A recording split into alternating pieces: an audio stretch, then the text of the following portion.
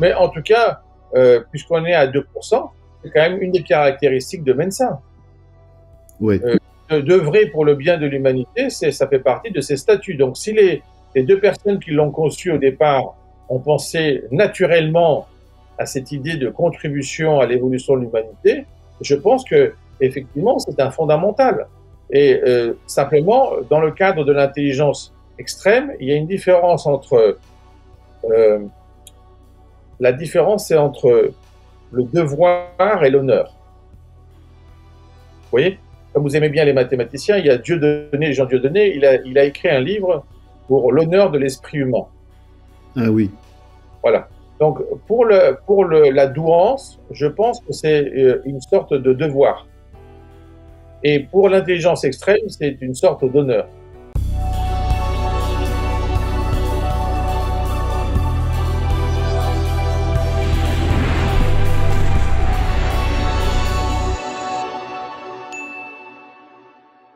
Alors, j'ai justement une question pour vous, parce que je vous trouve, de là où vous êtes, avec les multidimensions avec lesquelles vous vous promenez, une faculté, une disposition, mais c'est sans doute à l'au parcours, à rendre intelligible ce que beaucoup de gens dans l'extrême intelligence ne savent pas faire, ce que savaient pas faire ni Perelman, ni Grothendieck, ni les autres, c'est-à-dire être en métacognition. Mais pour être en métacognition, faut avoir la cartographie du langage, des interlocuteurs. Sinon, comment vous pouvez parler à des étrangers parce que vous comprenez pas ce qu'ils comprennent pas, ce qu'ils attendraient de vous, de là où vous êtes et tout le décalage qu'il faut réduire, c'est-à-dire que ça coûte plus cher que de désapprendre que d'apprendre. Et globalement, on l'a avancé avec Grothendieck, c'est de dire j'ai juste vu, mais comment aller expliquer? Pour expliquer, il faut comprendre ce que les autres ne comprennent pas et aller les chercher à l'endroit où ils sont. Pour autant qu'on en ait avis, qu'on soit équipé, et puis ça peut créer des effondrements par ailleurs dans les deux sens. Et alors, vous, et je trouve ça absolument magnifique, vous arrivez à avoir toutes ces multidimensionnalités d'intelligence extrême et avoir une intelligibilité et donc avoir accès à une métacognition, d'interagir avec des gens qui sont pas à votre niveau et sur votre spectre. Et il n'y a pas de question d'ego, c'est plutôt de la nature, de la densité, et de l'intensité, et aller pouvoir expliquer ça, ce que peu de gens dans l'intelligence extrême savent faire ou ont le courage de faire, parce que c'est quand même un foutu job. Mais des fois, on leur donne pas le temps. Je crois que ce qui est important, c'est de ne pas gaspiller du temps et d'aimer les gens. À partir du moment où on aime les gens, on aime l'humanité, parce que finalement, c'est ça, aimer son prochain, c'est aimer l'humanité. L'humanité est, dans le fond, totalement inconnue. Si on n'est pas capable de rendre intelligible quelque chose qui était au départ inaccessible, il ne sera pas partagé. Parce que le problème, c'est que il y a une différence entre la distribution et le partage. C'est pour ça qu'on parle d'ailleurs de grande distribution et on ne parle pas de grand partage. Mais en réalité, si on suit un cheminement dans ce cadre-là, ce qui est important, c'est de partager. Imaginez, par exemple, que vous alliez dans un pays qui vous tienne à cœur pour la première fois, vous prenez énormément de photos, et quand vous revenez, on vous interdit de montrer les photos à vos amis. C'est comme si vous n'y êtes pas allé. Eh bien, dans le cadre de l'intelligence extrême, l'idée, c'est de dire, si c'est pas intelligible ce qui a été fait, c'est comme s'il n'a pas été fait, parce qu'il ne sera pas absorbé par l'humanité. Et ce qui est important, c'est qu'il soit absorbé par l'humanité pour que l'humanité puisse évoluer, et donc finalement qu'on ne se retrouve pas avec des pics et des pointes qui ont été lâchés en raison, si vous voulez, d'une forme de saturation, d'un effondrement intellectuel. Et finalement, comme on n'a pas pu les suivre, eh bien, il a fallu les retrouver. Donc, par exemple, quelqu'un comme Galois, il a fallu attendre Liouville, 80 ans après, pour comprendre ce qu'il avait fait. Et s'il n'avait pas laissé ce testament écrit, on n'aurait jamais su qu'il avait fait. Donc, pour moi, rendre intelligible l'impensable est une nécessité dans le cadre de l'évolution de l'humanité. Donc, c'est en fait un devoir. Et finalement, dans le cadre de l'intelligence extrême, cela paraît naturel, parce que finalement, c'est pour éviter le phénomène de goutte. C'est-à-dire qu'en fait, on a un front, et on dit le phénomène de goutte quand il y a une goutte qui se sépare, et qui n'arrive pas à être rejointe par le front. Si le front ne touche pas le bord de cette goutte, celle-là, elle est perdue. Donc, peut-être pour résumer de manière différente, c'est de dire, si vous avez un génie sur une île qui n'a pas accès à l'humanité, qui peut faire ce qu'il veut, mais il n'a pas accès à l'humanité n'a pas accès à lui. C'est comme s'il n'existait pas. Donc le problème de l'intelligible, finalement, c'est la connexion entre l'intelligence extrême et l'humanité. Ouais, merci. C'est un vrai travail, c'est extrêmement important de part et d'autre. Alors, je ferai bien des tours par Wittgenstein, auquel vous vous intéressez aussi et dont vous parlez sur votre site, dans son Tractus, qui est évidemment largement concerné par le sujet et qui a travaillé sur cette difficulté entre la pensée et le langage. J'explique souvent que c'est pas le même langage, le langage de la pensée du langage, et la place des philosophes là-dedans, pour essayer de rendre intelligible, donc par le langage, des choses inaccessibles pour une part de la pensée, et faire en sorte que cette mise en tension puisse aussi être une transmission. Mais justement, parce que je vois que vous aimez aussi Wittgenstein, pour moi, Wittgenstein a peut-être une difficulté au niveau du formalisme, surtout dans le Tractatus Logico-Philosophicus. Et si on va plus loin, parce que son œuvre a beaucoup évolué, je pense aussi par exemple au Livre bleu, et ce n'était pas un effort de sa part d'être non clair. Alors que c'est ce que je vois dans L'être et le néant de Sartre. C'est-à-dire qu'en fait, il va utiliser un formalisme qui va vous engendrer un problème, c'est que vous allez avoir accès à votre dictionnaire plus souvent qu'à la page. Donc l'idée est différente. La complexité de la pensée de Wittgenstein, elle provient pas d'une volonté de projection, elle provient d'une volonté de résolution de problèmes. D'ailleurs, Bertrand Russell était beaucoup plus compatible, on va dire, au niveau sociétal, et il a eu aussi du mal à le comprendre, mais il a fini par le faire. Mais Wittgenstein est allé encore plus loin. Et sa façon de faire, avec le 1.1, 1.2, etc., c'est une façon très clarifiée. Moi, je retrouve des schémas, par exemple, qu'on a chez Chomsky beaucoup plus tard. Mais l'idée, c'est de dire que c'est important, quand on lit un texte, d'avoir accès à l'architecture. Et ça fait partie des rares philosophes, il y a aussi Spinoza en termes de paragraphes, qui a essayé de mettre en évidence une géométrie de cette architecture qui permet de concevoir de façon plus claire et ensuite d'avoir une synthèse, de dire voilà, tous ces points-là, ça aboutit à cette phrase. Si vous voulez pas lire Wittgenstein, il suffit de lire les points qui n'ont pas de points. Vous lisez simplement les points. Mais si vous les lisez seulement cela, vous vous dites mais comment il est passé de ça à ça? Et là, vous dites voilà, on fait un unzip et on retrouve son texte. C'est fondamental parce qu'on le retrouve souvent, par exemple, chez Erdős. Erdős a été capable de fournir des démonstrations mathématiques très élégantes au sens de Chaitin, donc avec le minimum au niveau conceptuel, mais en fait, des passages pour aller de l'un à l'autre très intellectuels, où il faut vraiment se casser la tête pour dire, mais c'est une sorte de puzzle pour aller de l'un à l'autre. Par contre, si on a une démonstration, par exemple, sur les nombres premiers, plus classique, qui va utiliser même de l'analyse complexe, on voit bien le cheminement, on voit par où il est passé, mais c'est vraiment des mastodontes pour des fourmis. Et là, en fait, on a l'impression que l'élégance provient du fait qu'il a une énorme capacité à voir la difficulté, ensuite à la coder, et on voit chez Wittgenstein que quand il met les étapes intermédiaires, combien ça nous aide pour passer de l'un à l'autre. Bien ça veut dire qu'il y a un effort d'intelligibilité. Pourquoi? Parce qu'il était intelligent, ça fait pas de doute. Il faut imaginer aussi que Wittgenstein, quand il était en conférence, il ne lisait jamais son texte, même pour ses cours. Les textes qu'on a de Wittgenstein, c'est les textes de ses élèves. C'est les notes de ses élèves. Lui, il n'y avait rien, il y avait le tableau, il écrivait. Bon, ça c'est déjà super rare, parce que la plupart des gens, ils ont des notes, ils prennent, ils copient, etc. Bon, quand il est capable pendant 2 heures de parler, de vous faire je ne sais pas combien de références, et à la fin, vous trouvez que c'est complètement cohérent et ça passe d'un point à l'autre, vous dites quand même, il doit avoir accès à une méta-architecture qui est quand même beaucoup plus grosse que ce qu'on voit nous. Et c'est ça le cas. Donc c'est le phénomène, on pourrait dire d'iceberg. Et c'est assez intéressant. Pourquoi? Parce que si on imagine l'iceberg, nous on a l'impression qu'un iceberg c'est comme un glaçon. J'adore ce petit problème. Vous savez, vous mettez un glaçon dans un verre d'eau et vous vous dites, voilà, le glaçon a fondu, à quel niveau va l'eau? C'est assez intéressant parce que les gens tout de suite se demandent qu'est-ce qu'il faut faire, etc. Bon, avec le iceberg, qu'est-ce qui se passe?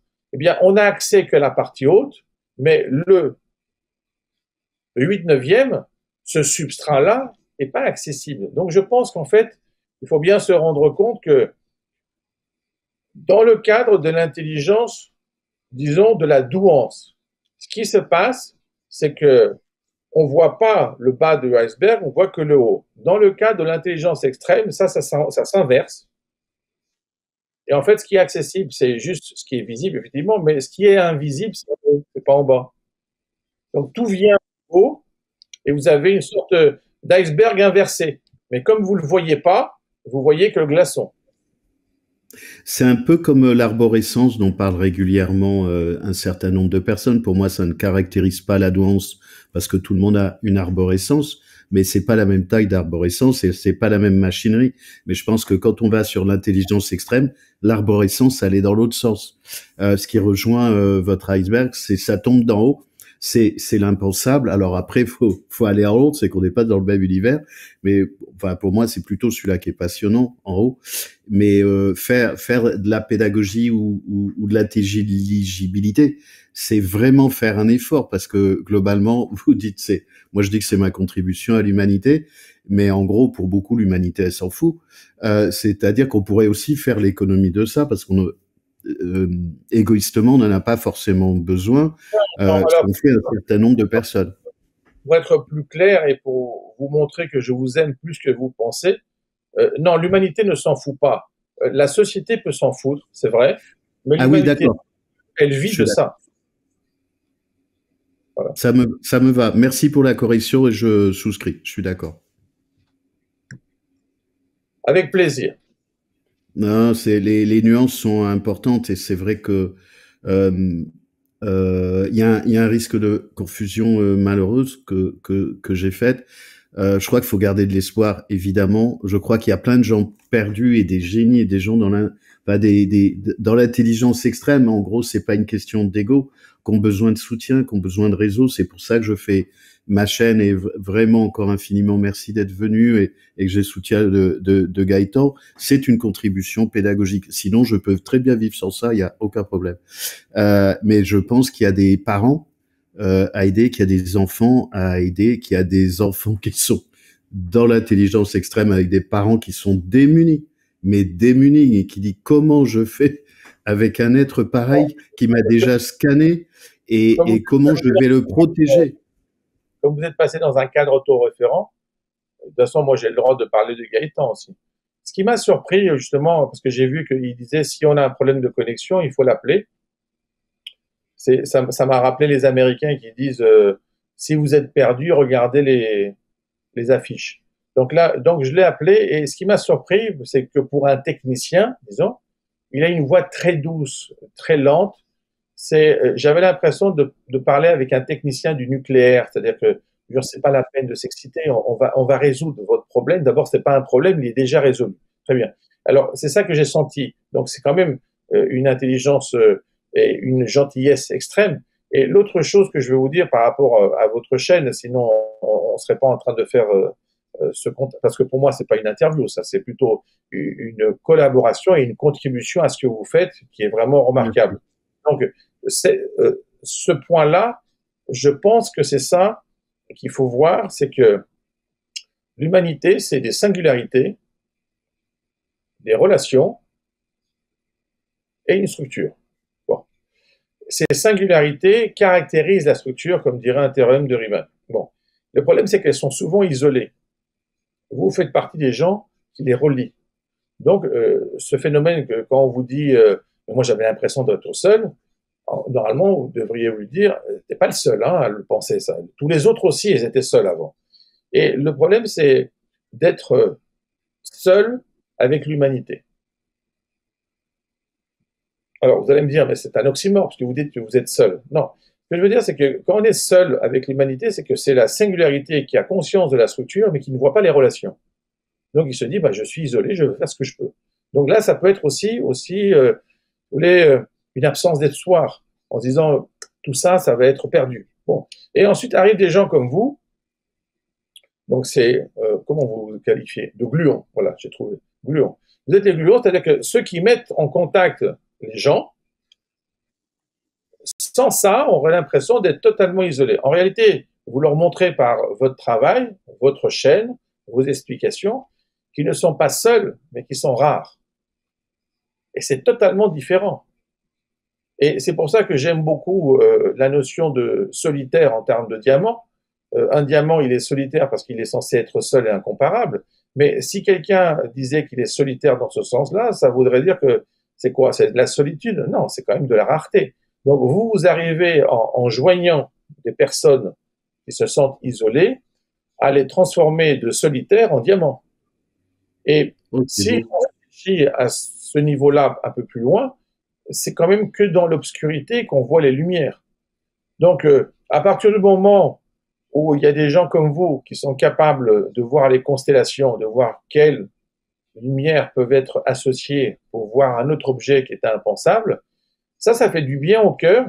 Et je pense que votre première contribution, c'est de faire du bien aux gens sur le plan non pas mental, mais sans doute sentimental. Je pense que c'est dans un deuxième temps qu'ils comprennent que vous les aidez même mentalement. Le problème, au départ, c'est de trouver quelqu'un qui vous embrasse, qui vous rejette pas et qui vous dit voilà, tu es comme ça. Je pense à votre ami, on en avait parlé hors cadre, mais à votre ami médecin. Bénédicte Helfer. Voilà, donc je ne dis pas plus de détails parce que je ne la connais pas, mais vous avez mentionné son cas. Et je pense que c'est le fait de l'embrasser qu'elle a dû sentir dans un premier temps. Et je trouve que c'est, si vous voulez, une métaphore dangereuse parce que vous savez bien que dans l'autisme, on évite d'embrasser les gens, on évite de les serrer dans ses bras. Bien vous avez cette capacité à serrer dans vos bras des gens qui normalement ne devraient pas accepter parce qu'ils le ressentent de manière différente, et finalement, ils se rendent compte que vous êtes bien plus altruiste que vous ne le semblez être. Donc finalement, ils voient votre profondeur dans votre approche, et je pense qu'ensuite, ils gardent le contact avec vous, et moi, je peux vous dire que ça sera mon cas, je garderai le contact avec vous, même si on refait plus d'émissions, parce que je trouve que ce que vous faites, c'est formidable, il faut le continuer. Alors je sais, vous allez me dire, il y a peut-être des difficultés pour faire une chaîne, etc. Enfin, vous avez Gaëtan. Ouais, ce que vous dites, je suis d'accord parce que c'était j'ai beaucoup de retours dont je parle pas beaucoup depuis longtemps, un peu près de 20 ans, de personnes et je comprenais pas comment je les touchais. Je pensais au début que c'était mon cerveau, mais en fait pas du tout. C'est les cellules. Ce sont des connexions, ce sont des résonances cellulaires qui fait que ça vient toucher et que l'intégration, en fait, ça connecte ou ça connecte pas. Donc ça vient réveiller des cellules. Chaque cellule pour moi étant un cerveau. Il n'y a pas quelque chose à convaincre. Il n'y a pas de débat. Il n'y a pas de rejet. C'est soit ça connecte. Je pense que vous créez un réseau synaptique. Hein. Vous trouvez des neurones, mais vous faites beaucoup de synapses. Et donc ça change le cerveau. Et après, ensuite, le neurone se dit, c'est quand même sympa d'être avec d'autres neurones quand on est dans un réseau synaptique. Donc ils se disent pas simplement, je suis un point isolé. Est-ce que je pourrais devenir un point d'accumulation? Là, c'est différent. C'est vous créez des connexions, et ces connexions, on le sait très bien, même dans l'apprentissage profond, que c'est ce qui permet de résoudre des problèmes qui semblent non résolubles. En fait, ça donne beaucoup d'espoir, c'est-à-dire que ça permet de pas être jugé, pas être critiqué, d'aller en gros, moi je dis aux gens, vous allez où vous voulez, de toute façon, je suis comme l'air, je suis en face de vous. Et puis en gros, vous me donnez 3 mots et je sais de quoi vous parlez parce que j'ai aussi accès aux architectures. Et en fait, ça permet de réinternaliser, de remettre de la normalité et d'apprivoiser ça pour en faire quelque chose qui soit objectivable et opératoire. Après, il faut voir avec qui on interagit, mais ça crée ces formes de subtilité et le langage. Je refaisais toujours les connexions avec Wittgenstein. Je crois qu'il y a le langage du langage et puis il y a le langage invisibles des cellules et des vibrations et des fréquences qu'on peut générer, qui font que par ailleurs les femmes surdouées peuvent être en difficulté parce que elles font rayonner une lumière qui peut faire déranger les autres femmes et déranger les autres hommes, pas pour les mêmes raisons. J'avais une question, vous avez abordé un point que je me pose toujours, pour lequel j'ai pas totalement la réponse. Est-ce que, à votre avis, au-delà de 4 sigma, il y a systématiquement de l'autisme? Et quand je parle de l'autisme, c'est de l'autisme plein ou de l'autisme Asperger ou des traits autistiques. Il y a une étude aux États-Unis dont j'ai plus le nom qui explique que je sais plus qui l'a fait, qu'il y a une surreprésentation de TSA et de TDAH. Mais quand je vois les personnes dont on a parlé extrêmes, Perelman qui avait une tête très exotique, qui se coupait pas les cheveux, qui se coupait pas les ongles parce qu'il s'en foutait un peu, et puis qui était totalement, enfin qui est toujours là à Saint-Pétersbourg avec sa mère, qui est très robotisé dans les courses qu'il va faire, de la manière dont il organise sa vie. C'est typiquement autiste. Grothendieck à sa manière, mais me semble-t-il pas tout à fait le même. Est-ce que vous avez un avis là-dessus, sur la présence de l'autisme, et dans l'autisme, je mets des guillemets, de l'autisme générique, parce que je pense que c'est pas le même, dans ce mandat? Bon, d'abord, de toute façon, dans ce cadre-là, on est en train de parler plus précisément du syndrome d'Asperger. C'est pas un Oui, autisme oui, bien sûr. Hein. général. Bon, je pense en fait que c'est comme dans la vie normale. C'est-à-dire que les gens qui sont spécialisés dans un domaine sont plus visibles. Bon. Et on voit plus facilement quelqu'un qui a un talent que quelqu'un qui est surdoué. Et je pense que même dans le cadre de l'intelligence extrême, moi, je connais pas mal de monde dans ce domaine. Je parle au-dessus de 4 sigma. J'en connais aucun qui soit autiste. Ah bah très bien. Je parle de gens que je connais vraiment, hein, je veux dire pas de théorie, hein, et pas de publication. Mais ce que je veux dire par là, c'est que dans la réalité, je pense que ces gens sont bien plus compatibles, mais directement avec l'humanité, mais pas forcément avec la société. Donc, je vais vous donner un exemple un peu rigolo comme ça. Vous imaginez que nous soyons à une table, je sais pas, il y a 8 personnes et ils sont avec vous. Et quelqu'un dit, par exemple, moi, de toute ma vie, je n'ai jamais vu un surdoué. Bon, eh bien, la réponse que vous pouvez donner, naturelle, c'est qu'il ne le verra jamais. Mais c'est pas parce qu'il n'existe pas, c'est qu'il a un problème de vision. C'est-à-dire qu'en fait, il pourra jamais le voir. Donc, dans le cadre de l'intelligence extrême au-dessus de 4 sigma, les gens ont plus tendance à repérer plus facilement les gens qui ont un syndrome d'Asperger, mais quand on regarde précisément ce cadre-là, les Asperger ne sont pas du tout la majorité. Mais c'est ceux qui sont le plus visibles par quelqu'un qui ne comprend pas le cadre. Je comprends.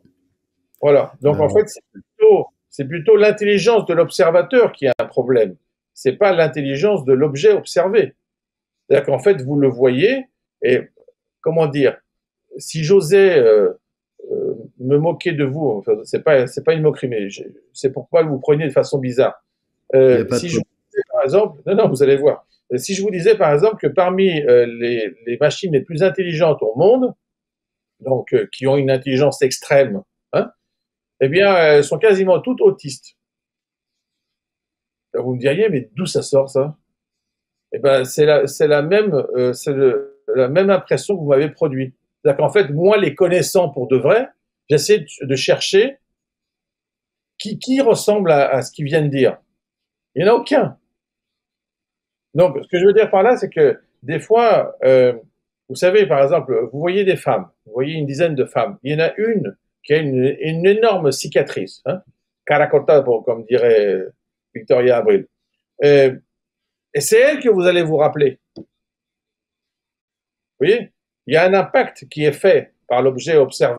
Mais en réalité, c'est parce qu'on n'a pas accès à l'ensemble de l'information, donc on visualise plus facilement ce cas. On se dit, tiens, voilà, je l'ai vu ça et j'ai revu ça.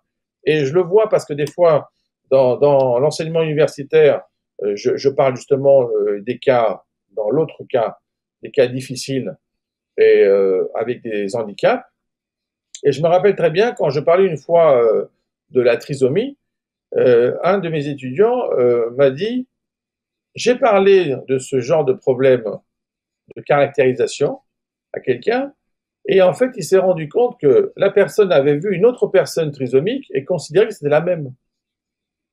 C'est-à-dire qu'en fait, le faciès est tellement le même qu'il disait, voilà, c'est Georges. J'ai Vous faites revu une Georges. généralité. Mais en fait, après, on lui a dit, mais Georges n'est jamais sorti de chez lui. Donc, en fait, dans son, comment dire, quelqu'un qui connaît pas un chien particulier trouve que tous les chiens se ressemblent. D'ailleurs, ça aide beaucoup les émissions télé. Hein. Si vous regardez par exemple une émission comme Rex, ben, vous allez vous rendre compte qu'il y a au moins 2 chiens. Bon, la plupart des gens n'arrivent pas à comprendre que c'est 2 bergers allemands différents. Bon, mais il y en a un qui fait quelque chose et l'autre fait autre chose. Quand on le voit dans le film, si quelqu'un vous prévient, vous allez dire, ah, ça c'est lui, ça c'est le 1, ça c'est le 2. Vous allez faire tout de suite. Bon. Ce que je veux dire par là, c'est que c'est bien plus facile, dans le cadre de l'intelligence extrême, de repérer un syndrome Asperger que de repérer les autres. Je suis d'accord, hein, moi j'ai des cas de Sigma qui n'ont pas d'autisme, mais c'était pour avoir votre avis sur le sujet, parce que il y a cette étude-là. Quand j'ai parlé de moquerie, c'était par rapport à une intelligence artificielle, c'est-à-dire de dire d'un seul coup, tiens, pourquoi ça serait pas un syndrome? C'est-à-dire que ça serait rigolo de dire que Gemini, c'est un syndrome Asperger. Quelqu'un vous dirait, mais pourquoi pas? De toute façon, il répond qu'à vos questions, il fait pas autre chose. Bon, d'accord. Mais ce que je veux dire par là, c'est que, en réalité, c'est qu'est-ce qu'on arrive à catégoriser? Oui.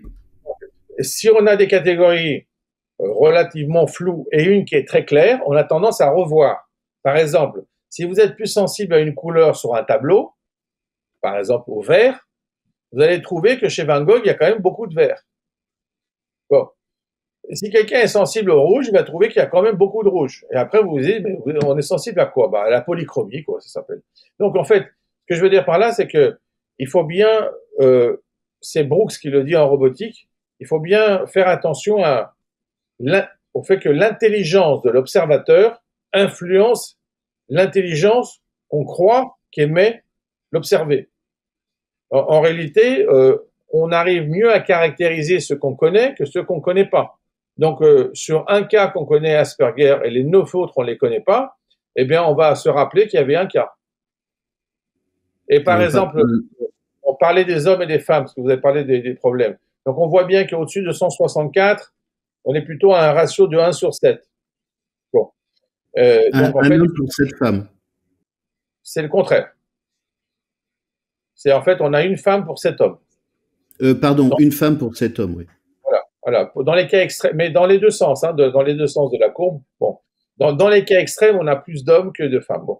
Mais ça veut rien dire du tout parce que, en fait, quand on regarde, par exemple, parce que moi, j'ai des amis aussi à ce niveau-là, femmes, eh bien, je peux vous dire que on a du mal à voir la différence parce qu'au niveau du comportement, de la pensée, on voit bien que c'est extrêmement complexe, que c'est extrêmement organique. Et le fait de différencier homme-femme à ce niveau-là, je ne sais même pas si ça représente un intérêt, c'est simplement que c'est sans doute le plus simple à voir, parce qu'après on pourrait dire combien il y en a qui sont grands ou petits, combien il y en a qui sont gros ou maigres. Ça serait intéressant aussi, ça serait visuel, on comprendrait. Mais par exemple, si je vous disais, parmi les gens d'intelligence extrême, combien de gens obèses vous avez repéré? Est-ce que ça serait révélateur? Donc, ce que je veux dire par là, pour conclure, c'est que la caractérisation n'est pas forcément révélatrice du problème. Mais elle est plus accessible, donc on l'utilise plus facilement. Ouais, j'ai eu plusieurs fois cette question et souvent je réponds que à partir de l'intelligence extrême, les gens sont désâgés, dégenrés. Désâgés, dégenrés. C'est-à-dire que la notion d'âge n'existe pas. C'est-à-dire que ce sont deux entités biologiques qui communiquent, qui peuvent avoir 13 ans ou 70, c'est pareil. L'âge n'a pas d'impact et le genre n'a pas d'impact. Alors, je comprends dans quel sens vous le dites. Simplement, il faudra que vous fassiez attention parce que on risque de vous mettre dans une agenda un peu spéciale. Mais l'idée, c'est de dire en réalité que les gens à haut niveau se comprennent et ne communiquent pas seulement. Donc, en fait, au lieu de la communication, on a de la compréhension.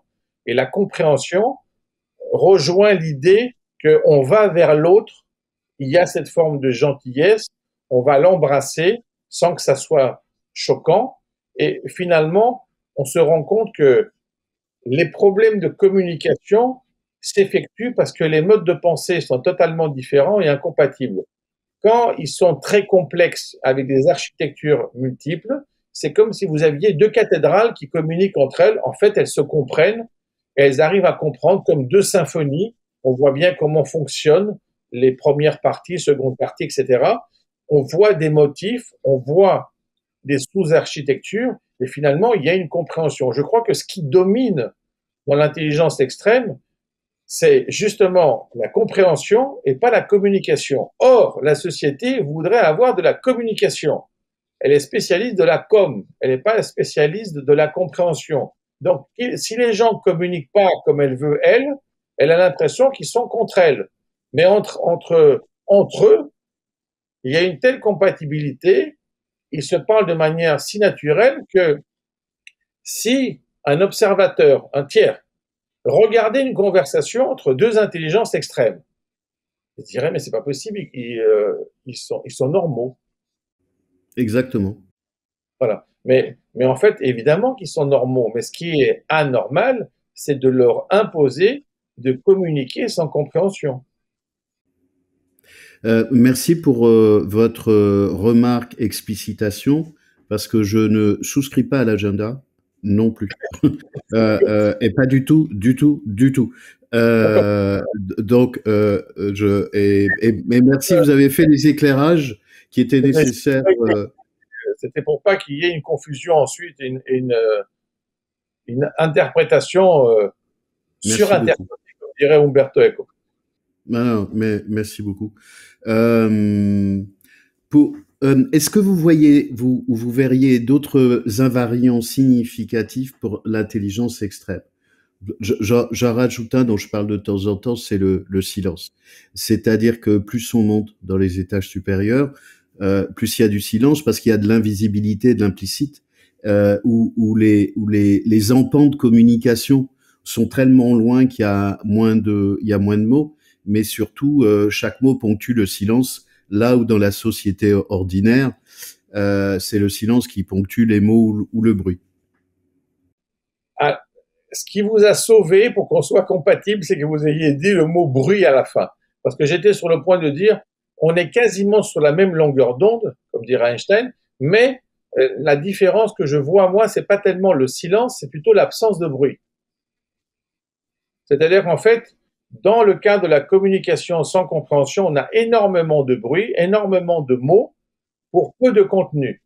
Et là, ce qu'on voit au niveau de l'intelligence extrême, c'est qu'on a énormément de contenu. Donc, les mots, il n'y a pas besoin d'en faire, d'en rajouter. Et le fait qu'il n'y a pas de bruit, je retrouve plus la notion qu'on a en musique d'harmonie. C'est-à-dire que pour moi, c'est comme un orchestre. Dans un orchestre, eh ben, vous n'entendez pas de bruit. Alors, le premier bruit qu'on entend dans un orchestre, c'est quand il s'installe. Ensuite, il y a le problème des accords, enfin, quand ils vont se mettre au la. Donc, on va avoir, bien sûr, le hautbois qui va être repris par le premier violon. Ils vont tous se mettre. On va avoir une sorte de son caractéristique. Et ensuite, on passe à l'aspect musical. Le silence et le son, ils sont tous les deux dans le même cadre harmonique. Oui. À partir du moment où il n'y a pas de bruit, le silence est un moyen de comprendre. Et quand dans le monde musical, dans une symphonie, on met des silences alors qu'on a accès à un orchestre, c'est toujours significatif, ce n'est pas pour rien. C'est pas parce que là, il y a quelqu'un qui a oublié de mettre des notes. Donc, le silence, pour moi, même au niveau musical, et vous voyez qu'on a les 7 niveaux comme pour des notes, eh bien, il permet de réaliser une autre compréhension, une autre émotion, parce que je croyais au départ, vous allez me parler de l'hypersensibilité en termes d'invariants, ça existe aussi, mais là, l'absence de bruit, je trouve que c'est effectivement caractéristique. C'est-à-dire que moi, j'ai jamais eu de discussion avec quelqu'un où je me dis, oh là là, j'en peux plus d'écouter ça. Alors qu'en fait, à d'autres niveaux, c'est quasiment tout le temps. C'est-à-dire qu'en fait, quand vous rentrez dans un bus, dans un métro, dans un tram, et vous écoutez les conversations, ce n'est pas très étonnant que la plupart des gens prennent après un casque. Et moi, ce qui me surprend toujours, c'est la capacité qu'ont certaines personnes à lire un livre dans ce cadre-là. Alors, c'est peut-être Zazie dans le métro qui lisent, mais en tout cas, ce qui est important, c'est que pour moi, le livre, quand il est lu dans le monde du silence. Donc, mais je crois que c'est pas un problème d'opposition. Alors, peut-être que j'explicite trop et au risque de vous décevoir. Pour moi, c'est pas une opposition entre mots et silence. C'est plutôt entre bruit et harmonie. Ça me va. C'est-à-dire que c'est pour ça que j'ai rajouté bruit derrière mots. C'est-à-dire que les mots ne sont pas des mots, sont du bruit. C'est pour ça. C'est pour ça. Donc, j'adore en fait aussi le langage murmuré. C'est-à-dire qu'il n'y a pas besoin d'en faire trop. On dit l'essentiel. Donc, quand on est à ce stade-là, c'est en fait, c'est même quand vous lisez un poème, vous lisez un sonnet, vous savez très bien qu'il est complètement structuré, qu'il a quelque chose d'artificiel. Et puis finalement, quand vous le lisez, vous trouvez ça tellement beau que vous avez oublié que vous avez lu un sonnet. En réalité, le fait que ça soit un sonnet a forcé l'auteur à trouver des rimes, à trouver une métrique différente, plus complexe. Finalement, il a réussi à la mettre en valeur, créer quelque chose de magnifique parce que c'est simple, mais la technique, on la voit plus. C'est comme les tableaux de Léonard, c'est-à-dire qu'on ne voit pas l'aspect technique derrière, on voit simplement l'art. Donc pour moi, la différence dans l'intelligence extrême, c'est que on entend plus l'art que la technique, parce que la technique, elle va de soi. On a les mêmes composants, les mêmes capacités, donc, c'est comme si on avait, par exemple, deux ordinateurs qui communiquent, ils vont pas simplement tout le temps se dire combien de CPU, GPU et TPU ils ont. Ils s'en foutent. Ce qui est important, c'est qu'est-ce qu'ils comprennent l'un de l'autre. Eh bien là, à ce niveau-là, c'est effectivement un monde sans bruit, c'est de l'harmonie. L'harmonie est initiale, mais elle est souvent abîmée par des considérations superfétatoires. Et finalement, quand on arrive à dépasser ce niveau, on trouve que c'est normal. Peut-être que ce qui rejoint votre pensée, c'est quand vous montez, je sais pas moi, au Mont Blanc, au Everest, etc., ou quand vous faites donc de la montagne, la chose qui est caractéristique, c'est évidemment, vous allez me dire, le silence. Moi, je pense que c'est plutôt l'absence de bruit. Et d'un seul coup, on trouve quelque chose d'harmonieux. Moi, je prends souvent l'avion, donc je passe par-dessus les montagnes. Euh, Ça me gêne ce bruit dans l'avion, mais j'adore toujours cette vue. C'est pour ça que je suis toujours à des sièges Alpha et Foxtrot pour voir ce qui se passe, finalement pour admirer ce qui était inaccessible pour Leonardo da Vinci. Et l'idée, c'est de dire combien le monde est beau en montant simplement de quelques kilomètres. Et après, vous avez de nouveau l'atterrissage et vous dites, bordel, ça recommence. Bon, ce que je veux dire par là, c'est, oui, parce qu'imaginez l'impact que vous avez quand vous êtes dans un grand aéroport, genre Paris, hein, Francfort, etc. Et vous avez ce passage, vous partez dans le ciel, là, tout est impeccable, etc. Il y a le soleil. Vous redescendez, vous avez ces forces de fourmilière, où vous dites, comment on arrive à gérer ça? Mais finalement, moi, ce que je vois dans ces, entre guillemets, cavernes d'acier, c'est que ces aéroports, c'est ce qui nous permet de voler. Donc, c'est un moyen qui est rendu accessible par l'évolution de l'humanité. Donc, je ne vais pas les rejeter. De toute façon, j'ai rencontré énormément d'amis dans les aéroports. Parce que c'est un peu le syndrome du wagon. Vous pouvez toujours parler à quelqu'un que vous ne connaissez pas. Je suis sûr que ça doit vous arriver parce que vous êtes un sacré wagon. Les gens vous parlent et vous racontent tout, alors qu'en fait, les gens de leur famille ne savent pas la moitié de ce qu'ils vous ont dit. Eh bien, Oui. là, on a aussi. Mais simplement, ce que je veux dire, c'est que cette différence de niveau, finalement, ça éloigne l'horizon, on voit plus de choses de manière globale et on voit plus facilement la beauté. Donc, pour rejoindre votre idée par rapport à silence, absence de bruit, harmonie, je crois aussi qu'on voit plus de beauté. Pour moi, il y a une forme d'épure, et je pense à une phrase de Saint-Exupéry, mais elle n'est pas parfaite, qui dit, c'est pas exactement comme ça, mais je restitue l'esprit, tout est achevé non pas quand il y a plus rien à rajouter, mais plus rien à enlever. Oui, c'est très beau. Et vous savez que ce que vous dites, c'est la notion d'élégance de la théorie de Chaitin. C'est-à-dire que la notion d'élégance, c'est quand vous avez un produit, si vous enlevez la moindre de ces parties, ça dégénère. Donc ça veut dire que toute partie présente est essentielle, alors que vous pourriez rajouter quelque chose. Rajouter serait peut-être superflu, mais ce qui est le plus beau, c'est qu'effectivement, si vous enlevez quelque chose, eh bien, vous perdez ce caractère essentiel. Donc, on trouve aussi dans cette beauté euh, l'essentiel. Et je pense que l'essentiel, c'est ce qui nous permet d'être plus proche du transcendantal. Est-ce que vous voyez d'autres invariants dans le monde de l'intelligence extrême, de points communs ou de Pour moi, caractéristiques communes? on parle souvent d'empathie. Donc l'empathie, je la vois déjà au niveau de la douance, c'est-à-dire déjà à 2%, mais pas à ce niveau-là. Pour moi, l'empathie euh, réelle, capable de transformer et de régler des problèmes, parce que on n'est pas simplement dans le cadre de la consolation, mais la capacité vraiment de se projeter à l'intérieur de l'autre, de voir comment il voit le monde. Ça, c'est quelque chose. Si vous voulez, par exemple, vous avez l'ego et l'alter, hein, l'alter ego. Mais en général, vous dites pas de l'autre que c'est un alter. Or, ça l'est. Mais ce que je veux dire, c'est que moi, je vois beaucoup plus d'alter ego. Pour être peut-être plus clair, au niveau de la société, on voit beaucoup d'ego. Au niveau de ce niveau-là, de l'intelligence extrême, on voit beaucoup d'alter. Donc en fait, c'est pas je et l'autre, c'est les autres des autres. Parce que quand on dit par exemple je et les autres, eh bien les autres, c'est là où se trouve plus l'humanité, c'est pas tellement dans le jeu. Bon.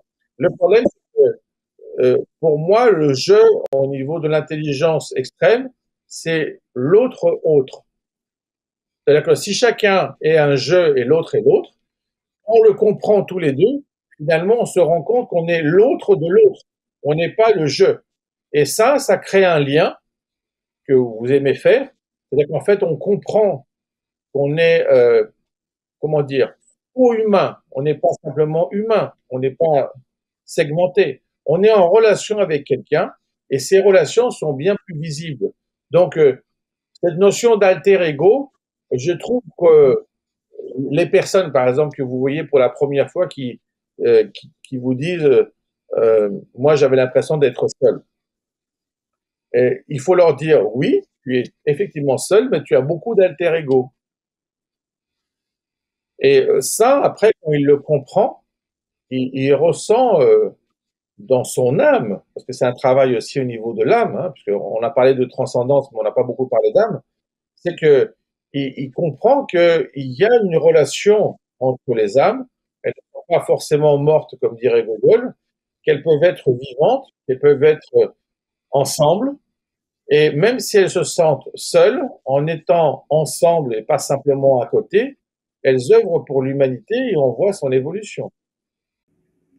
Ce qui explique pourquoi beaucoup de surdoués, alors je redescends jusqu'à 2% aussi, en fait ont envie d'avoir une contribution pour l'humanité, de sauver l'humanité, d'aider les gens.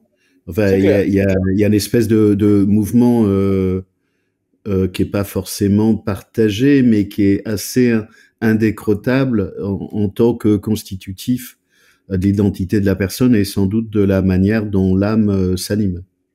Mais en tout cas, puisqu'on est à 2%, c'est quand même une des caractéristiques de Mensa. Oui. D'œuvrer pour le bien de l'humanité, ça fait partie de ses statuts. Donc si les deux personnes qui l'ont conçu au départ ont pensé naturellement à cette idée de contribution à l'évolution de l'humanité, je pense que effectivement, c'est un fondamental. Et simplement, dans le cadre de l'intelligence extrême, il y a une différence entre la différence, c'est entre le devoir et l'honneur. Vous voyez, comme vous aimez bien les mathématiciens, il y a Dieudonné, Jean Dieudonné, il a écrit un livre pour l'honneur de l'esprit humain. Ah oui. Voilà. Donc, la douance, je pense que c'est une sorte de devoir. Et pour l'intelligence extrême, c'est une sorte d'honneur. C'est-à-dire qu'en fait, on considère que la vie n'a de sens que dans ce cadre-là. Dans le cadre de la douance naturelle, ça serait bien d'avoir aussi cette propriété. Alors que dans le cadre de l'intelligence extrême, on démarre par ça, c'est-à-dire on démarre par l'humanité et après on descend sur la localité, l'individu. Donc en fait, c'est normal, c'est vraiment une sorte de code d'honneur, Bushido, comme diraient les samouraïs, où la notion est tellement fondamentale que on démarre par celle-ci. Après, on voit le reste.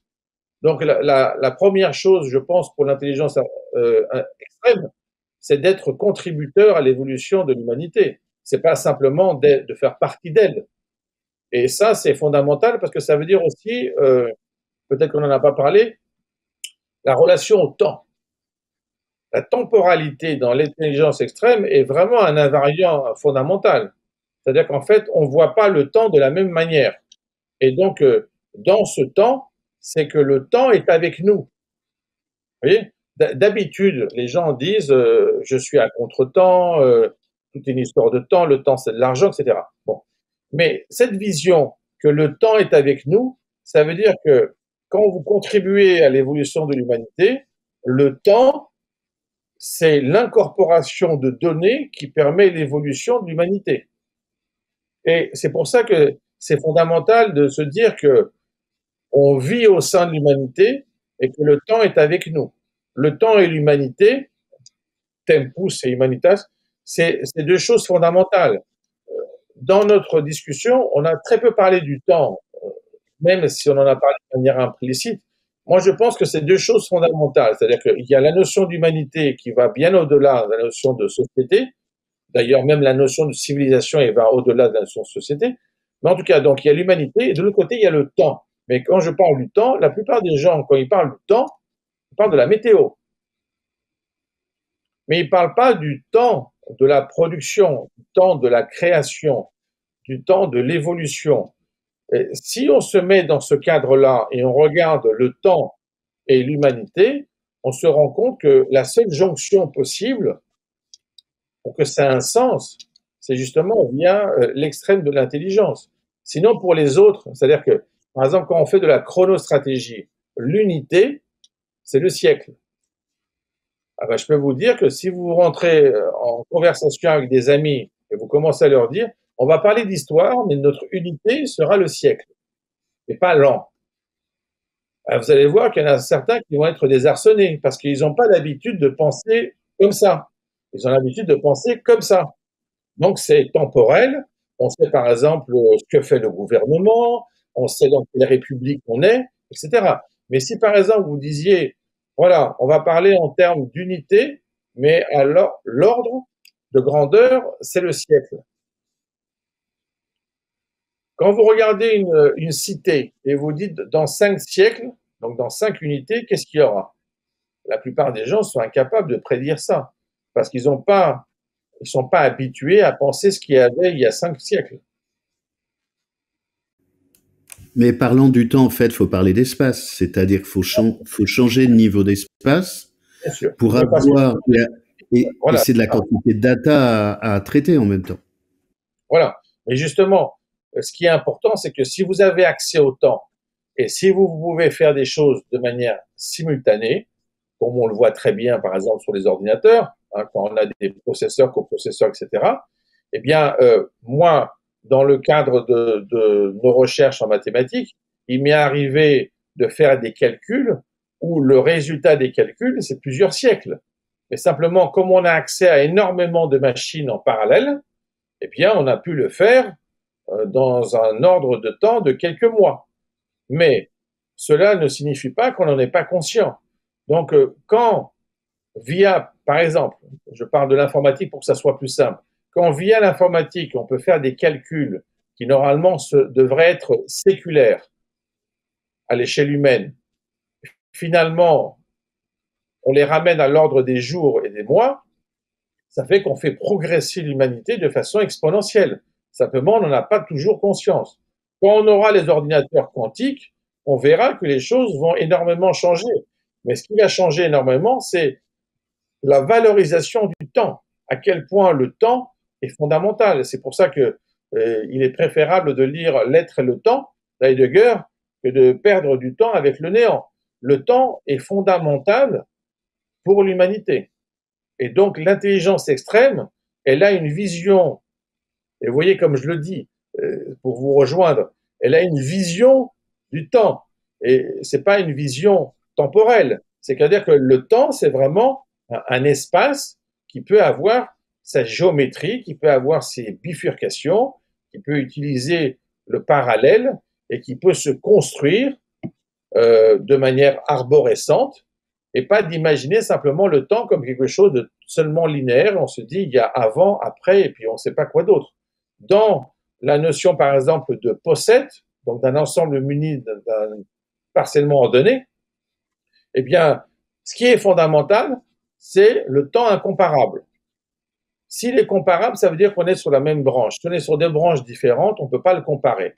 Donc, en fait, finalement, il y a l'inégalité, oui, c'est avant, après, mais il y a des fois, c'est pas comparable. Cette façon d'aborder les choses est tout à fait naturelle en intelligence artificielle, mais elle est aussi très naturelle dans l'intelligence naturelle. Et ça, c'est dû au fait qu'on a une autre vision du temps, qui est un temps dans lequel on s'investit, et pas dans le temps dans lequel on ne fait que dépendre de celui-ci. C'est-à-dire qu'on n'est pas en position d'attente. Moi, ce que je dis souvent, c'est très important dans les arrêts de bus de mettre à quel moment vient le bus. Si vous saviez combien de fois on a évité des problèmes simplement parce que les gens, ils savent quand il vient. Même quand il vous indique qu'il est en retard, c'est toujours une information positive parce que votre cerveau se met à se préparer à ça. S'il ne sait rien, c'est vraiment une façon de le nuire. Donc, pour éviter cette nuisance, pour éviter cette friction, l'information temporelle est très importante. Donc, dans le cadre de l'intelligence extrême, beaucoup de gens s'intéressent plutôt à des données spatiales. Et en fait, dans l'intelligence extrême, on voit beaucoup de données temporelles, mais comme elles sont codées comme si c'était de l'espace, finalement, ça revient au même, mais simplement, on n'est pas habitué à coder spatialement le temps. On est plutôt habitué à égrener le temps en pensant qu'il est linéaire. Et c'est pour ça, je pense que pour l'intelligence extrême, il y a de la vision, mais il y a surtout de l'incarnation viscérale. C'est-à-dire que tout le corps, pour moi, est un cerveau, et que c'est pas une vision de quelque chose qui serait extérieur, mais en fait, c'est incarné viscéralement et vécu de l'intérieur. Moi, j'appelle souvent comme un hologramme, mais et en fait, Non, mais j'aime bien l'incarnation viscérale parce qu'on sait très bien, par exemple, que l'intestin a beaucoup plus de neurones que ce qu'on pensait avant. On avait l'impression que c'était simplement le cerveau et le reste ne servait à rien. On a beaucoup évolué dans ce cadre-là, et je pense que cette sensibilité, cette incarnation viscérale, comme vous dites si bien, je n'ai pas besoin de la notion d'hologramme. Je vais vous dire pourquoi, parce que l'hologramme est figé. Ah non, mais pour moi, mon hologramme, il est organique, il n'est pas figé. Il faudra vous mettre d'accord avec les physiciens quantiques, un hologramme est quand même figé. Hein. Donc, oui, mais le mien, il est organique, donc pardon, je parle de mon hologramme à moi. C'est un espèce d'espace vivant organique qui bouge en permanence, où je peux télécharger des gens ou des systèmes. Mais il est à l'intérieur. Ce que je vois des gens d'intelligence extrême, c'est qu'ils sont dedans. Alors, des fois, je leur dis que ce sont des data centers, mais ils ont un data center et ils sont le data center. C'est ça. C'est la différence aussi entre le verbe être et avoir. C'est que dans l'intelligence extrême, on est plus dans le cadre ontologique, c'est-à-dire qu'en fait, on est dans le cadre du verbe être, c'est-à-dire qu'on donne ce qu'on est et on ne donne pas ce qu'on a. Et ça, quand les gens disent, par exemple, quelqu'un a des capacités, et ils disent pas et des capacités. Alors qu'en fait, dans l'intelligence extrême, c'est plutôt ça. C'est-à-dire qu'en Oui. fait, il est défini par cette vision et finalement cette capacité, ou on peut le dire différemment, c'est que sa théologie est égale à son ontologie. Il n'y a pas de différence. La plupart des gens ont une différence. Mais à partir du moment, on le dirait plus facilement pour un ordinateur, c'est-à-dire qu'on dirait que son ontologie, c'est peut-être son disque dur, tout ça, mais finalement, c'est pour faire quelque chose. Sinon, s'il fait rien, si on l'allume pas, ça n'a pas de sens. Bien, là, c'est pareil. Pour l'intelligence extrême, si elle n'est pas allumée, elle n'a pas de sens pour l'humanité. Donc, ça veut dire qu'en fait, c'est vraiment l'état, mais c'est l'état de don. Et c'est un don. Et c'est assez intéressant aussi de la douance par rapport au don. C'est, on sent bien que quelque chose a été donné. Pour moi, c'est ça qui caractérise, si vous voulez, la douance de l'intelligence extrême. La douance, on en est encore au stade où quelque chose vous a été donné. L'intelligence extrême, c'est ce quelque chose, c'est vous que vous donnez aux autres. Alors que l'autre, l'impression, c'est simplement c'est une sorte de dotation. C'est pas ça. C'est pas une dot. Hein. C'est la capacité d'offrir aux autres ce qu'on est. Parce que finalement, on conçoit de façon, comme vous avez dit, viscérale, qu'on est l'humanité. On ne fait pas simplement partie, on n'est pas simplement quelque chose d'extérieur qui a quelques propriétés humaines. C'est ça l'humanité. Et à partir du moment où on en a conscience, et c'est tellement intense, eh bien ça s'exprime. C'est aussi pour ça qu'on a la volonté d'intelligibilité. Il faut que ça passe sur l'autre aussi, hein. Et il faut que Oui. ça devienne finalement un élément moteur de l'évolution de l'humanité. Donc c'est pas, c'est pour ça que je vous parlais de une sorte de code d'honneur et pas d'un devoir. C'est pas quelque chose, c'est pas des travaux forcés. Hein. Non, c'est constituant de la personne. C'est ça, exactement. Juste pour faire un prolongement pour les gens qui nous écoutent, qui ont souvent des problèmes dans les organisations avec lesquelles je bosse, public-privé depuis 35 ans, enfin soit à l'étranger, c'est que là où pour le monde ordinaire peut voir à court terme, je suis toujours sur la question du temps, peut voir à court terme ce qui peut se passer une semaine, un mois ou 2 mois ou un an. L'intelligence extrême, elle va le voir de suite les conséquences sur du temps long, un peu comme 1 + 1 = 2 avec des difficultés à expliquer comment on y arrive. Mais le rapport au temps de la perception comme une évidence peut très souvent impartageable sur la manière dont la boîte noire s'est mise en mouvement et qui est très souvent pour expliquer les personnes qui ont des problèmes de temporalité qui ne le comprennent pas, les enfants à l'école, les adultes en entreprise ou en famille ou avec les amis, c'est de fait d'être sur plusieurs temps ou plusieurs dimensions comme une évidence, et pour beaucoup qui comprennent pas que les autres le voient pas, être sur des temps courts et pas voir, enfin ça part dans les deux sens, d'incompréhension au risque de maladresse. En termes de vie collective, de la difficulté, ce rapport au temps, et je suis bien d'accord comme étant un invariant, on n'a pas tous les mêmes rapports au temps, et plus on monte dans l'intelligence extrême, plus en fait on va aller très très vite sur les incidences en temps long comme une évidence. Si vous voulez, en fait, c'est corrélé avec la notion de vision. Quand on n'a pas de vision, on a besoin de prévision. Mais quand on a une vision profonde, la prévision, c'est un fait. Donc en fait, on voit à l'avance ce qui vient, mais c'est pas une prévision, c'est que c'est visible. Et ce qui est un peu surprenant, si vous voulez, c'est que les gens adorent des modèles prédictifs, mais finalement, ils ne se rendent pas compte qu'il suffit d'écouter des visionnaires. Donc, par exemple, quand on parle énormément d'Apple et on oublie un peu l'apport de Steve Jobs, euh, si c'est pas clair qu'il y avait une différence qui faisait la différence, maintenant c'est quand même clair. Donc, il y a une différence entre produire un objet et dire on a une nouvelle version, c'est très bien parce que c'est énormément basé sur le marketing, et voir un nouvel objet qui est une nouvelle version qui n'a rien à voir.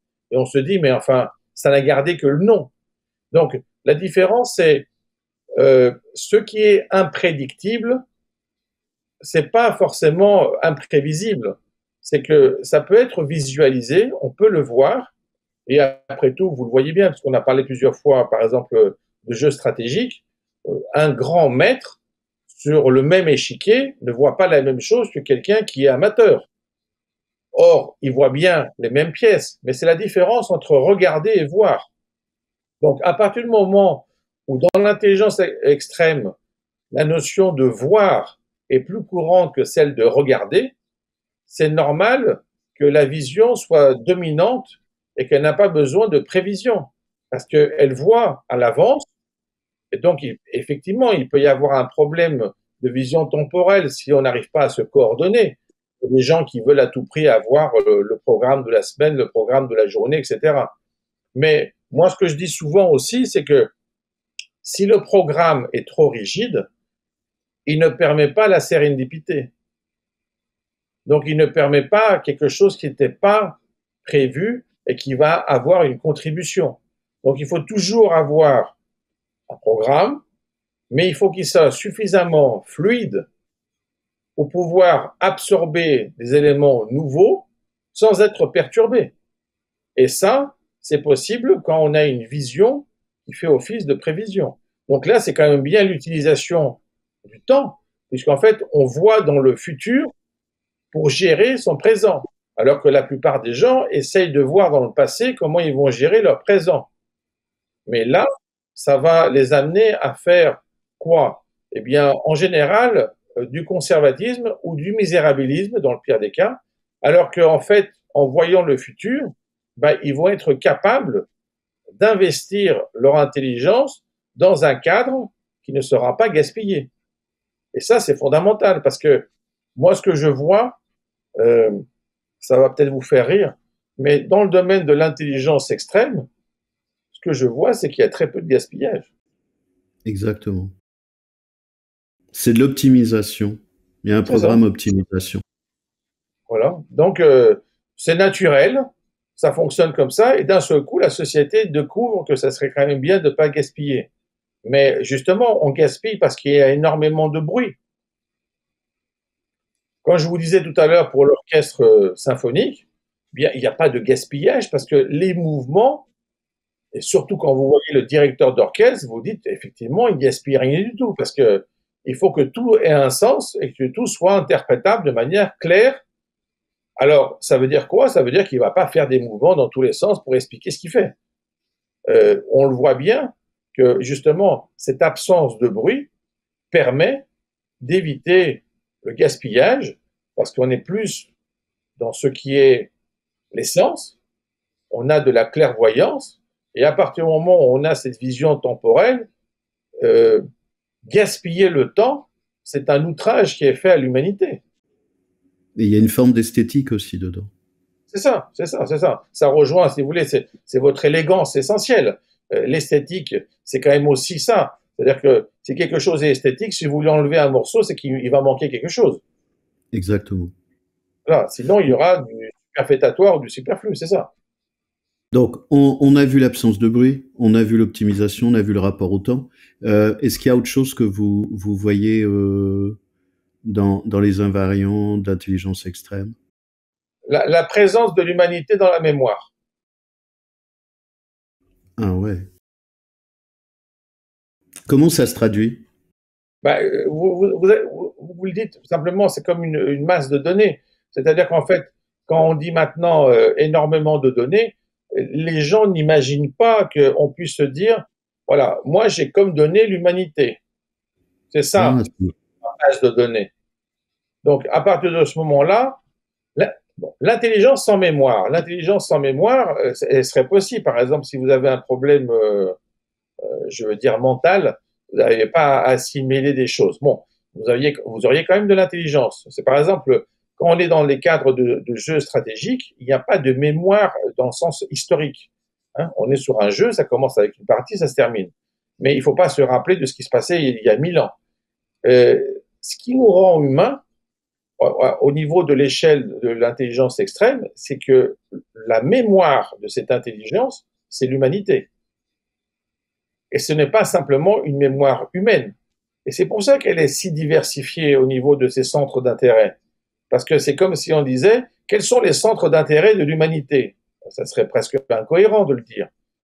L'idée donc, c'est d'imaginer que l'intelligence extrême trouve naturel d'avoir une mémoire qui est celle de l'humanité. Parce que finalement, c'est pas je est un autre, c'est nous sommes l'autre des autres. Donc on retrouve en fait les méta-architectures qui conduisent à une forme de transdisciplinarité et qui permettent de toute façon de transposer et d'accéder à des champs qu'on ne connaît pas, parce que de toute façon, il y a une métamusique qui fait qu'on va y accéder rapidement, sans maîtriser toute la data et toute la mémoire qui saturerait le cerveau, mais les outils utiles, en fait, un système flash pour accéder à tout. C'est ça. Alors, vous dites rapidement, je pense que c'est surtout avec aisance. Vous voyez, c'est avec aisance. Vous l'opposez à rapidité?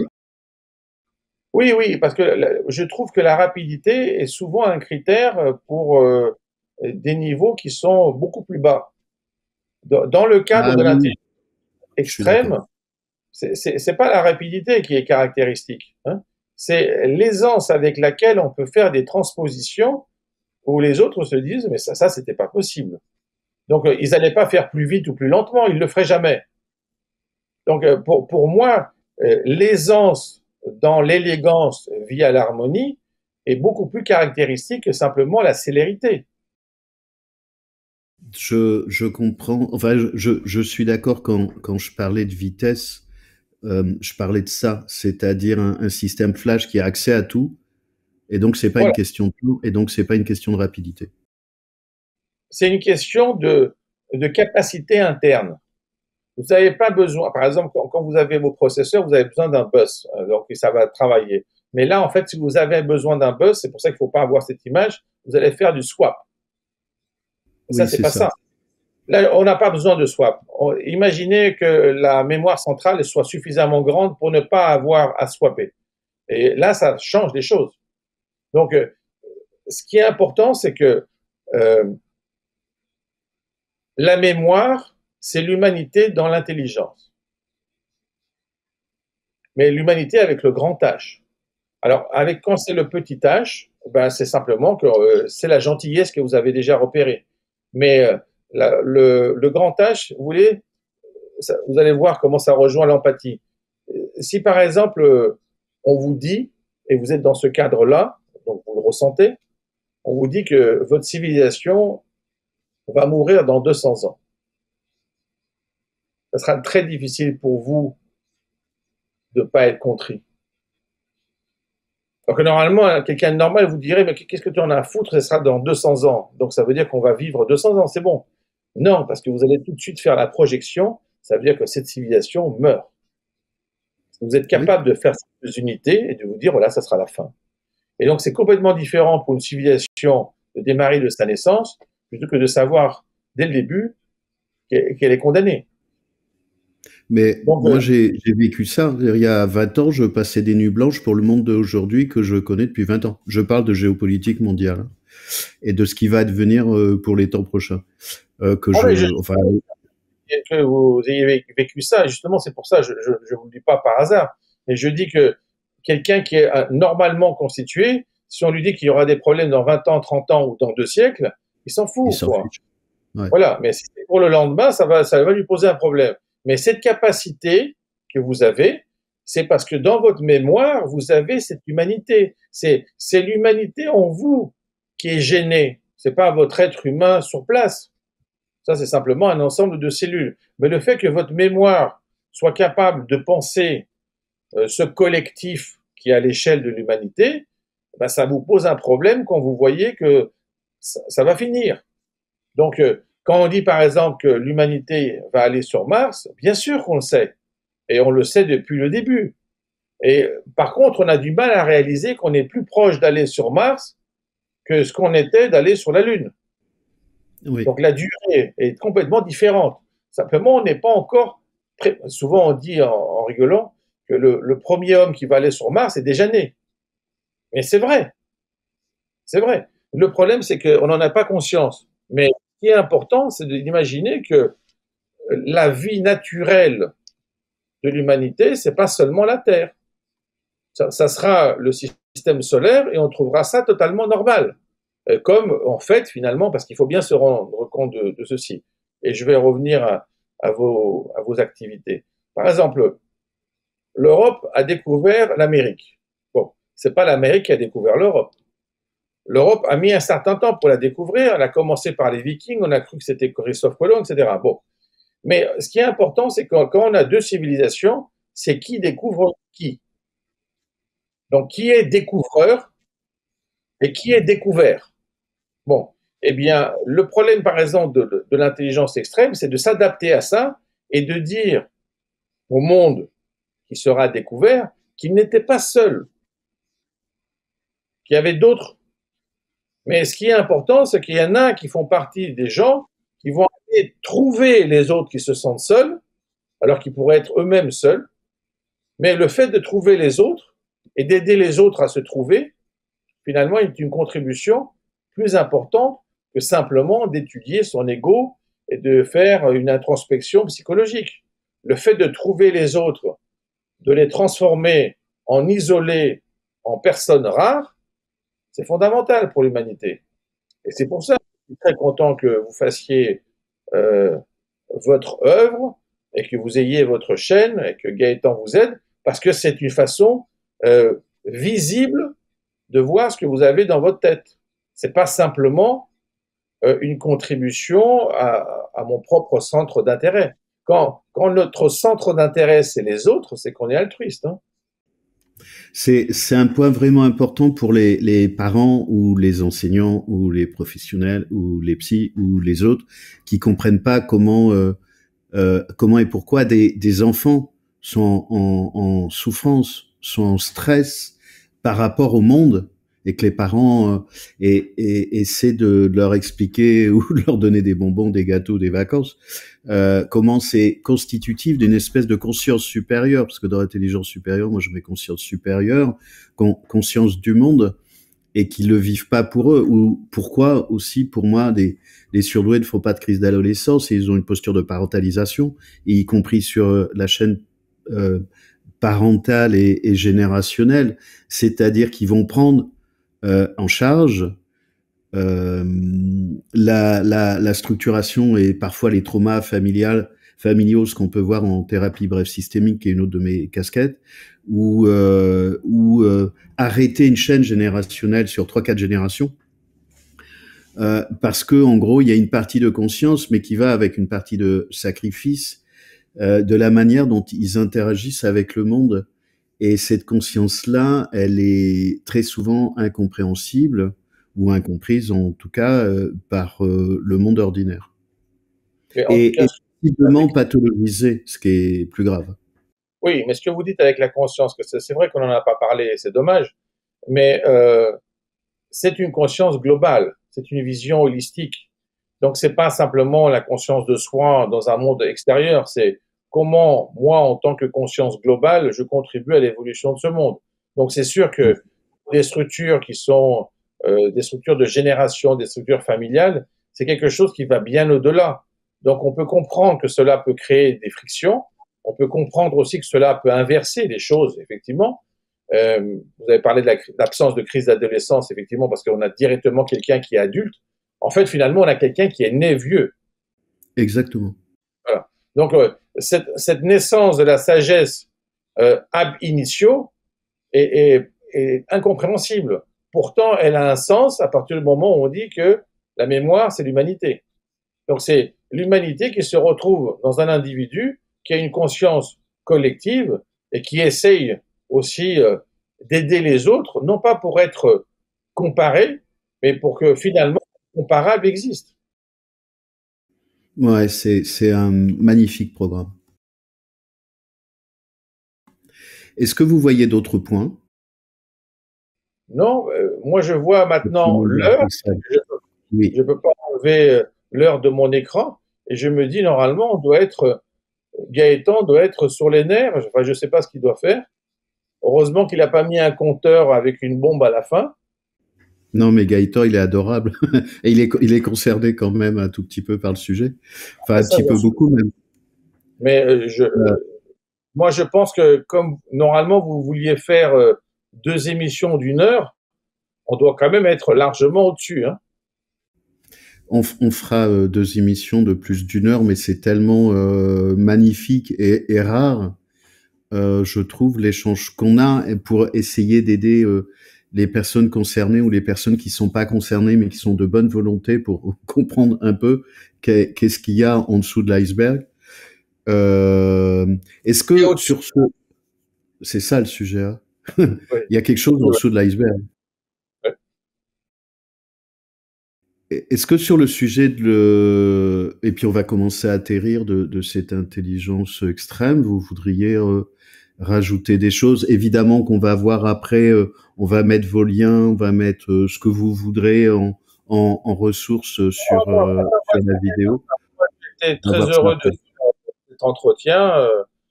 On n'a pas eu de problème technique, on n'a pas eu de problème de censure, le Zoom et tout le système n'est pas tombé, donc ça va très bien. Et, je vois qu'on est parfaitement compatible alors qu'on était quand même deux inconnus. Et Oui. moi, je pense que vous faites la même chose vous aussi. Après 3 heures de conversation, surtout de ce type, c'est très rare dans la vie courante d'avoir accès à quelqu'un de cette manière. Donc, pour notre deuxième échange, je trouve c'est bien. Bah, c'est pour ça que je suis allé vous chercher. Sinon, je l'aurais pas fait. Mais Bien sûr, non, mais je veux dire, vous voyez combien c'est rare, quoi. Je veux dire, on a je sais une bien. complicité, je vois exactement comment vous faites, et je suis très content que la chaîne existe et que vous m'ayez donné l'occasion d'y contribuer de cette façon. On va se quitter. Merci infiniment d'être venu. Je suis ravi de cet entretien. Je ne doute pas que ça va aider plein de gens paumés. Il y a des fois des personnes qui me disent, Fabrice, je suis pas HPI. Ben, je dis non, t'es pas HPI parce que t'es barré bien plus haut et que c'est pas du tout, du tout, du tout, du tout la même chose. On a des points communs, mais ce qu'on n'a pas dit, c'est que beaucoup de personnes qui sont dans l'intelligence extrême doutent d'être HPI au regard de ce que les médias, les bouquins ou les gens disent des surdoués à 2%. Oui, mais Donc c'est extrêmement important pour moi. c'est parce qu'ils sont nettement au-dessus et ces caractéristiques ne les caractérisent pas. Donc, je pense que cet échange, cet entretien, cette conversation est finalement ce cadeau que vous m'avez fait de contribuer aussi à votre chaîne. J'y suis très sensible parce que c'est extrêmement rare. Et comme je le disais précédemment, le fait qu'on soit compatible alors qu'on est inconnu, ça prouve quand même que l'harmonie existe. Donc encore merci pour permettre aux autres de travailler pour vous au service des autres. Merci beaucoup, Nikos. C'est avec grand plaisir et merci infiniment de votre contribution. C'est extrêmement rare d'avoir un interlocuteur comme vous sur des sujets aussi subtils et délicats parce qu'on peut pas en faire l'économie de la subtilité, de la délicatesse et de l'élégance qui appartient à ce monde-là. Merci infiniment. C'est moi. Bah écoutez, je suis vraiment très très honoré, ravi, heureux de ce temps qu'on a passé avec Nikos Ligeros dans un monde où on me sollicite régulièrement, mais j'aime bien pas être tout seul à répondre aux choses. Et puis Nikos a accès à des dimensions que moi j'ai pas, et on peut tout autant en échanger. Donc ça s'adresse aux personnes qui doutent, qui sont concernées, aux personnes qui sont dans la confusion, aux parents, aux éducateurs, aux professionnels qui pensent que l'intelligence extrême, c'est la même chose que de l'intelligence à 2%. Pas du tout. Et il n'y a pas de compétition, il n'y a pas de confusion. Évidemment qu'il y a des traits en commun, mais on n'est pas sur la même dimension. Et personne n'y peut rien. Enfin, voilà, personne n'y peut rien. On fait avec ce qu'on a, on fait avec ce qu'on n'a pas. L'objet là, c'est d'avoir plus de caractéristiques de ce qui appartient communément aux intelligences extrêmes. D'avoir un interlocuteur intelligible, c'est extrêmement rare d'en trouver avec sa polydisciplinarité et sa capacité à naviguer comme le fait Nikos. Donc vraiment, j'attendais cette balade et je suis très heureux de la balade. Et j'ai d'autres personnes dans l'intelligence extrême qui sont prévues dans les rendez-vous, mais comme je veux être sûr d'être sûr des rendez-vous, je vous en parle pas maintenant. Mais c'est programmé pour cette année. Qu'est-ce que j'aurais à vous dire de plus? Comme d'habitude, protégez les enfants. Et surtout, protégez bien les enfants. Et là, on rajoute une dimension pour les enfants extrêmes, peut-être imprévisibles alors qu'ils sont prévisibles, peut-être maladroits parce qu'ils comprennent pas ce qui se passe, ou qui peuvent être aussi des snipers parce que le monde qu'ils voient leur est assez insupportable. C'est rare, mais c'est pas exceptionnel du tout. Et parler du monde extrême, pour moi, c'est aussi une manière d'aller parler de 3 sigma, de 2 sigma, de 1 sigma, et puis ça concerne aussi tout le monde. C'est un bénéfice. Si on parle d'humanité et d'une meilleure intelligibilité des connexions, ça devrait pouvoir concerner tout le monde. Mais on part pas du même endroit. Et puis pour terminer, notre livre qui a vraiment un grand succès avec Élodie Crépel. Donc 50 clés, c'est fini. Je prends enfin ma place avec plus d'une 50aine de clés pour vous aider. Il est toujours accessible sur les plateformes ou sur les librairies, donc aux éditions Très Daniel avec Élodie Crépel. On vous mettra aussi la photo sur la vidéo. Et prenez soin de vous. Si vous êtes concerné, gardez de l'espoir, parce que cette chaîne, elle a le but aussi de garder de l'espoir. Et puis, merci Gaëtan. Mettez des pouces, abonnez-vous, soutenez-nous parce qu'on a besoin de soutien pour promouvoir ces programmes pédagogiques. Merci beaucoup, à bientôt.